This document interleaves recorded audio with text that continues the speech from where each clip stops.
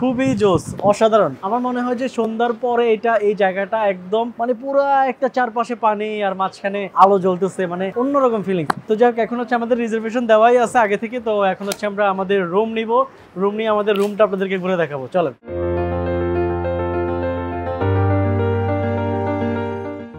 তো আমাদেরকে হচ্ছে একটা তাওয়াল দিয়ে দিল, এটা হচ্ছে মুখ মোছার জন্য, এটা আসলে খুবই কাজে লাগবে। আর এখানে একটা হচ্ছে ওয়াটারমেলন জুস দিয়ে দিছে। ও ওয়াটারমেলন না, এটা গোয়াভা। আমি প্রথমে দেখে ভাবছি এটা ওয়াটারমেলন। সো গাইস, হোটেলে চেক ইনের পূর্বে চলে আসলাম হচ্ছে একদম বিচের পারে। আসলে মালদ্বীপ মানে বিচ আর বিচ, আপনি হচ্ছে প্রত্যেকটা দ্বীপের চারপাশেই কিন্তু আপনার বিচ। তো বিচ আসলে ছড়াছড়ি, হোটেল থেকে নামলাম আর বিচ, হোটেল থেকে নামলাম আর বিচ। আর সবাই এখানে হচ্ছে আপনার গোসল করতেছে, নেংটু পুংটুরা সব ন্যাংটা হয়ে। যাই হোক, ওইদিকে আপনাদেরকে না দেখাই, আমি এদিকে ভিউটা এনজয় করতেছি গাইস। অসাধারণ, আসলে মালদ্বীপ না আসলে বুঝতেই পারতাম না যে আসলে মালদ্বীপটা এত সুন্দর।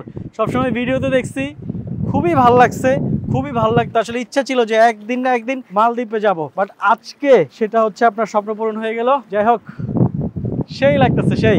আর ঠিক পিছনে হচ্ছে আমাদের হোটেলটা, আপনাদেরকে একটু ঘুরে দেখাই।